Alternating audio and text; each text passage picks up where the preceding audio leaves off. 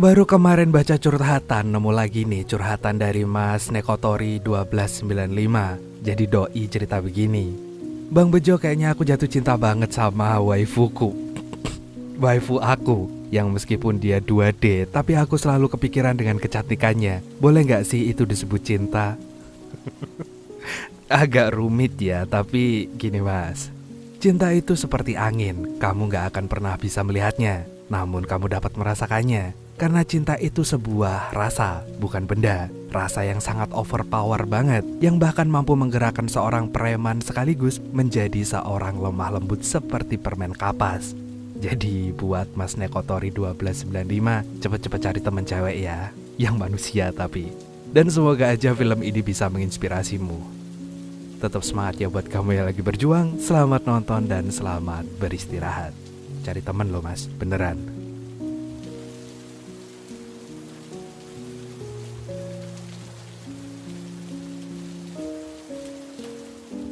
Pria ini namanya Jay. Meskipun terlahir di keluarga kaya raya, Jay memutuskan untuk hidup mandiri di Los Angeles. Hal itu terjadi karena dia nggak pernah akur dengan keluarganya, terutama sang ayah. Namun di LA, Jay malah terjerumus ke dalam sebuah masalah. Mulai dari kebiasaan berjudi tiap hari, membuat kegaduhan di masyarakat hingga terlilit hutang di mana-mana. Akibatnya dia terpaksa bekerja sebagai tukang pel di rumah sakit jiwa. Hari itu, Jay pergi ke sebuah bar dan tanpa sengaja bertemu dengan seorang rentenir bernama Vincent. Vincent menagih hutang padanya, tapi Jay mengatakan kalau dia lagi nggak punya uang. Akhirnya Vincent pun memberikan waktu hingga hari Jumat. Jika Jay masih nggak bisa membayar, dia akan dihabisi oleh anak buahnya Vincent. Siangnya di tempat kerja, Vincent hendak meminjam uang rekan kerjanya.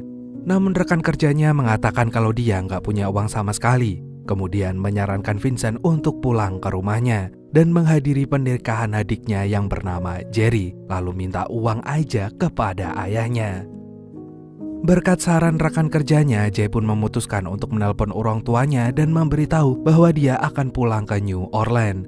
Saat ditelepon, Jay berbohong kalau dia bekerja sebagai administrasi di rumah sakit jiwa terbesar dan memiliki pacar yang cantik yang bekerja sebagai perawat.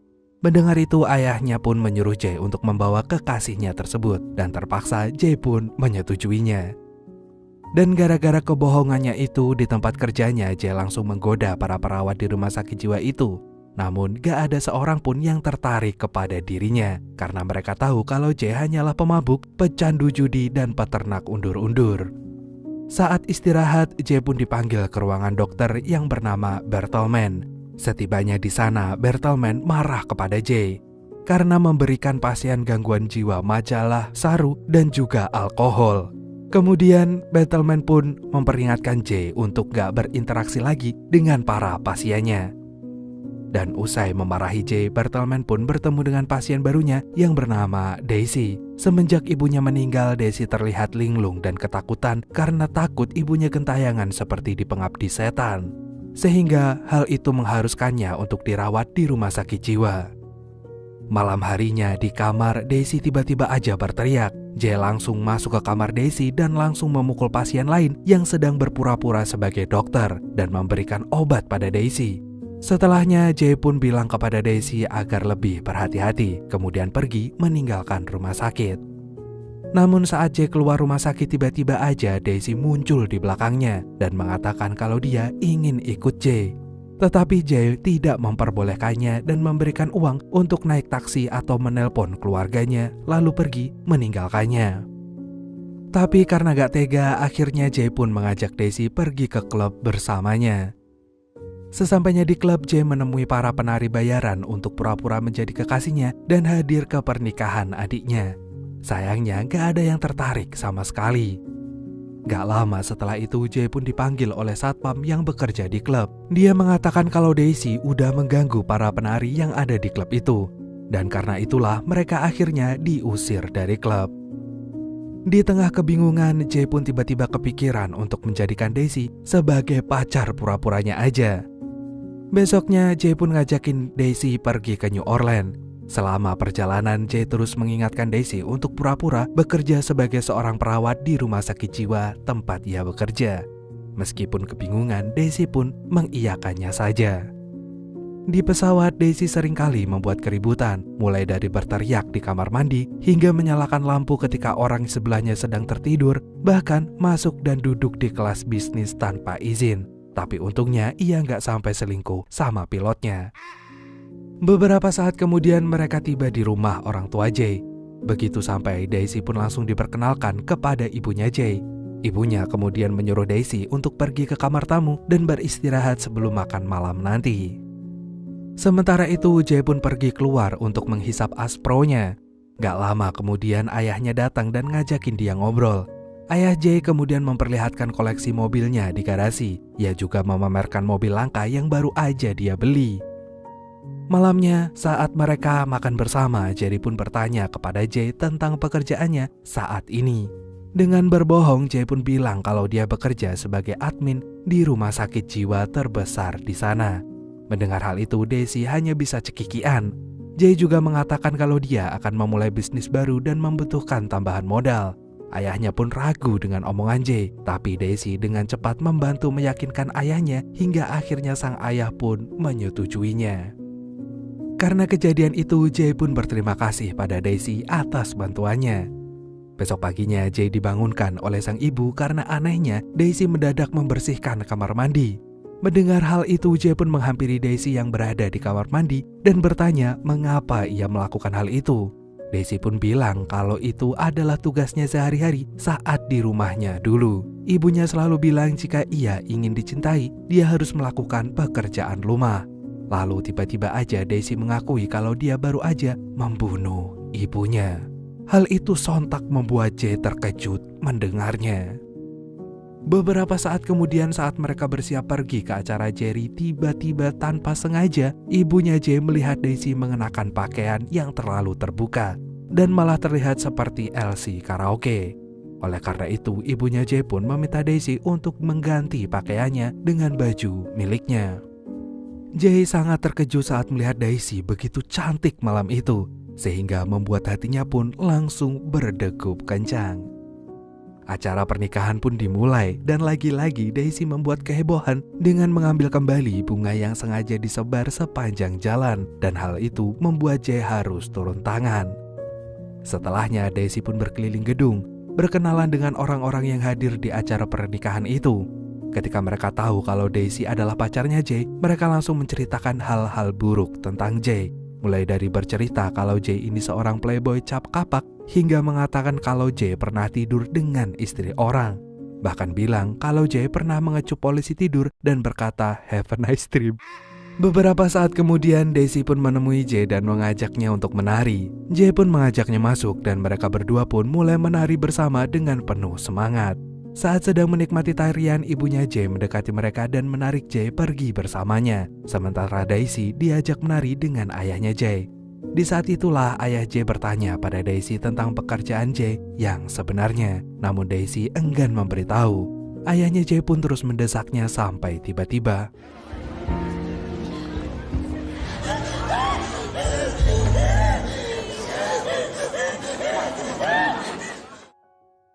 karena kejadian itu, ayahnya pun terus mengatakan agar Daisy dibawa ke rumah sakit aja.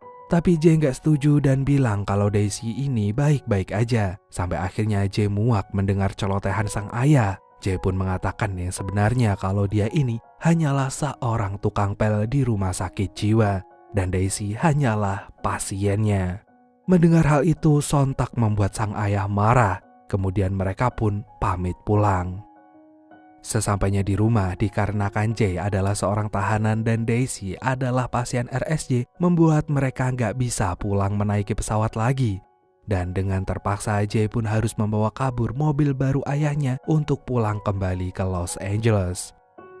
Malam itu keduanya pun pergi meninggalkan New Orleans.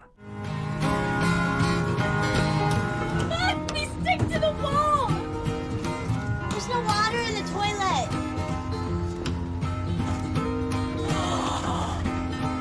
Oh my god!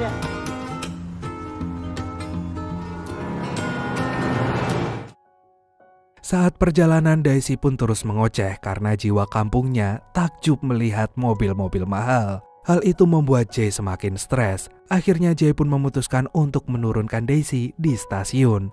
Lalu Jay mengatakan kalau dia akan menelpon seseorang terlebih dahulu, kemudian dia meninggalkan Daisy sendirian.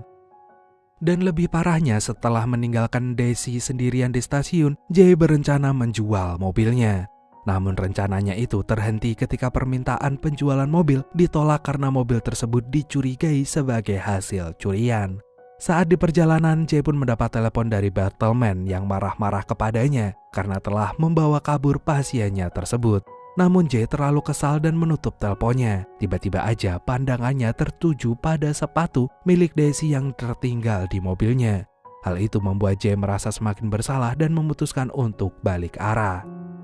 Sementara itu, Daisy tetap setia menunggu kembalinya Jay hingga malam tiba.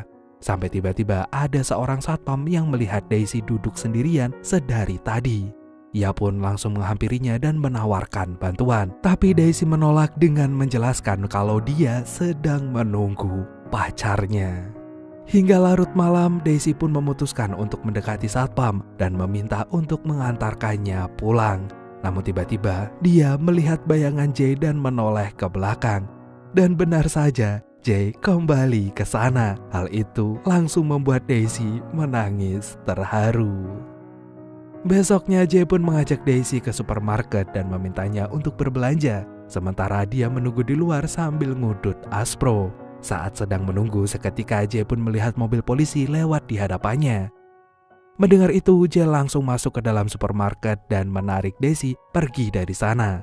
Melihat Jay dan Daisy kabur, polisi pun langsung bersiap mengejarnya. Dan tanpa basa-basi, Jay pun langsung menancap gas.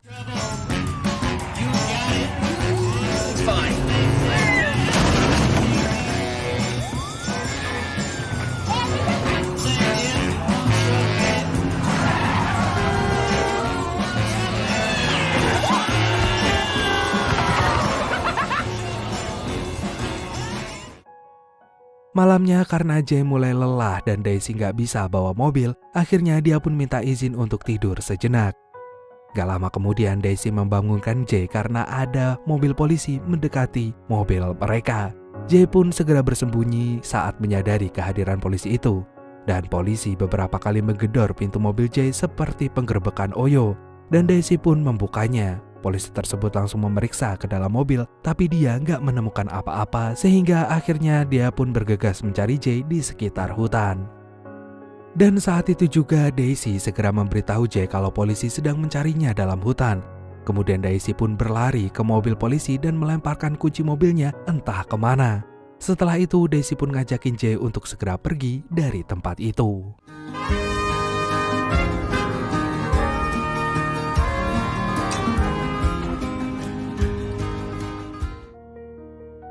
Mereka pun sampai di sebuah perkemahan dan memutuskan untuk ikut bergabung dengan orang-orang yang ada di sana. Di dalam mobil tiba-tiba saja Jay nggak bisa tidur. Dia mendekati Daisy dan mengajaknya untuk berbincang sejenak. Daisy pun mulai bertanya tentang rumor Jay yang diduga seorang playboy cap kapak yang udah tidur bersama istri orang. Jay pun mengakui dan berkata kalau dia melakukan hal itu karena terpaksa untuk mendapatkan uang darinya. Ternyata Jay ini seperti anaknya Tuan Crab, yaitu Purel. Gak lama setelah itu, Jay pun pamit untuk tidur. Besoknya mereka pun melanjutkan perjalanannya. I'm in a lot of trouble,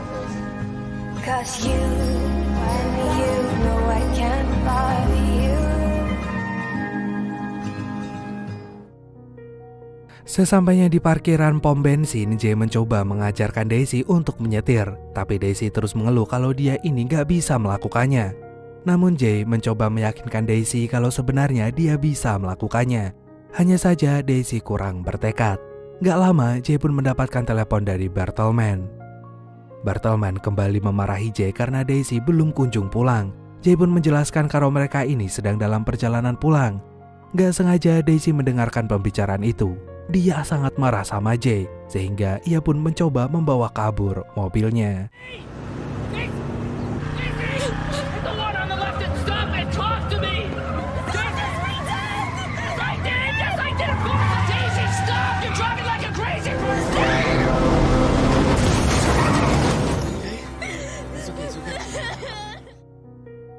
Setelah itu, Jay pun ngajakin Daisy pergi ke sebuah restoran sambil menenangkannya. Kemudian Jay bertanya tentang masalah yang dialami Daisy. Daisy pun bercerita kalau malam itu dia terus mendengar ibunya berteriak-teriak. Hal itu membuatnya ketakutan sehingga nggak mau mendekati ibunya.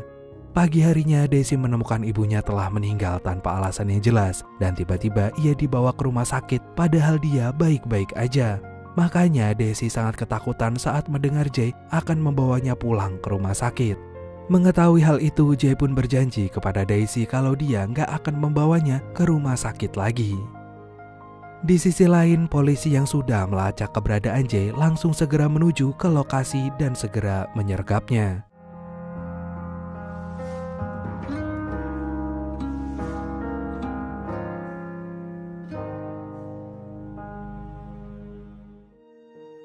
Berita tentang penangkapan Jay akhirnya sampai ke telinga ibunya. Hal ini membuat ibunya marah besar dan kecewa kepada sang ayah yang melaporkan anaknya sendiri. Mendengar hal itu, ayah Jay pun menjadi termenung. Besok harinya, Jay pun akhirnya bebas dari penjara. Namun dia kebingungan siapa yang telah menebus dirinya. Tiba-tiba saja dia melihat ke belakang dan menyadari kalau ayah dan ibunya yang telah menebusnya keluar dari penjara. Siangnya, Jay pun kembali pulang ke kontrakannya dan terkejut saat melihat kontrakannya udah hancur seperti keadilan di Konoha. Saat melihat keluar jendela, anak buah Vincent sudah menunggunya dan bersiap menghajar Jay. Menyadari hal itu, Jay pun bergegas pergi ke rumah sakit. Namun saat akan masuk ke dalam, Jay dihadang oleh Bartleman dan rekan kerjanya. Dengan terpaksa, Jay pun pergi dari rumah sakit. Kini Jay kebingungan menghadapi masalah yang ada padanya, membuat dia nggak mempunyai semangat dalam menjalani hidupnya sekarang, sehingga ia pun memutuskan untuk mengakhiri hidupnya di rel kereta api. Namun aksi Jay itu digagalkan oleh petugas kereta yang akhirnya menelpon rumah sakit.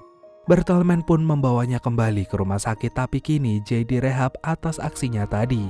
Kemudian tiba-tiba Jay meminta Bartleman untuk melepaskan Daisy karena Jay yakin kalau Daisy ini nggak gangguan jiwa. Apalagi setelah mendengar cerita Daisy kemarin, Bartleman yang mendengarnya pun jadi kebingungan.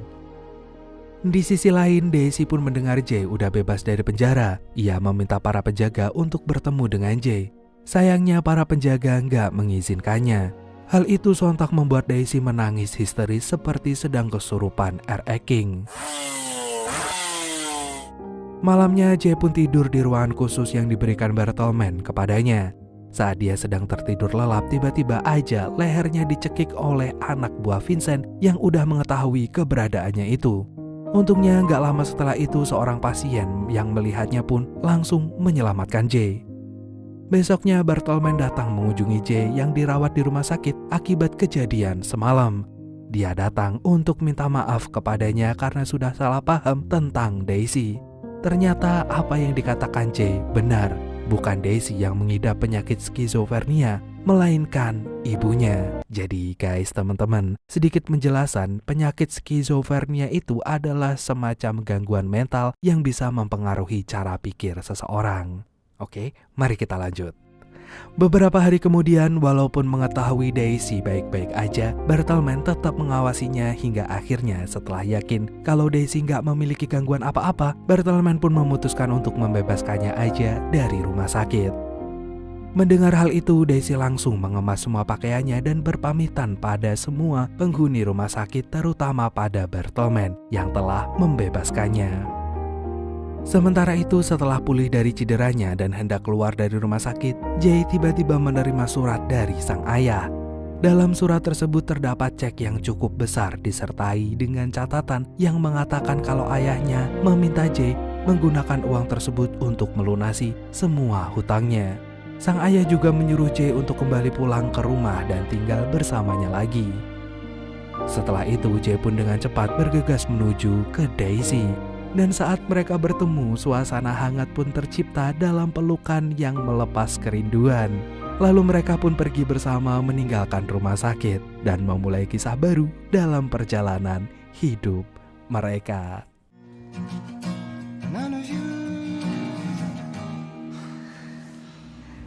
Let's go. Okay.